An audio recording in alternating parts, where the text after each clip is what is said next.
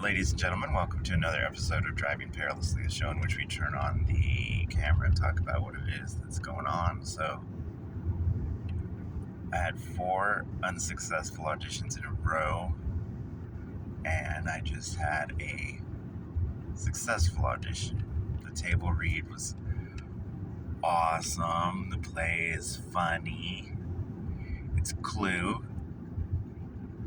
I have a little part, which I love little parts, and it should be great.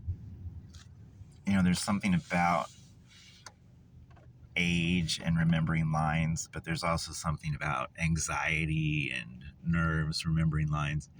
And if I don't have too many lines, I can be a better actor, reactor, focusing the audience's attention on whatever the focus of the scene is on stage than if I'm standing there trying to remember what my next line is.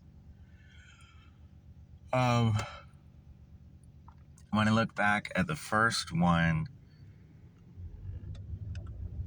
in my Renaissance Evita and go through, 5 theater companies, 6 theater companies since then, and a bunch of shows, the level of nerves each time is different. But if an actor can control that or harness that, it's obviously just going to be a better experience. It's a balance, of course. People want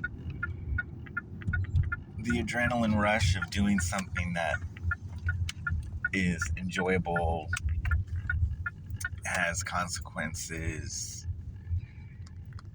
has risk, but you want to control all that. So I was talking to somebody yesterday, and they said that Chekhov's acting method is more about moving a certain way than feeling a certain way. So, your goal is for the audience to feel that the character feels something.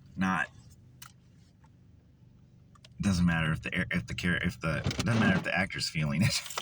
It matters if the audience is feeling that the character is true, or true within that false universe. So we just did the table read, and that was fun. And I'm in the middle of, the day before opening night for Fiddler on the Roof. That's why I look like this with this beard. And I just got the best boots. Looks like they've been glued. The sole's been glued to the back end a couple times. I don't really like that, but the way they lace up in the front, it looks like someone made them. It looks like an elf at a cobbler shop made those shoes. Well, an elf at a shoemaker shop made those shoes. So that's what's going on. It is the first of the new year and the first of a new show. And this particular one is poignant because it's Fiddler on the Roof, and there's a war going on in Israel, and the show Fiddler on the Roof is set before the Holocaust, but it was released after the Holocaust. So, when the Russian commandant,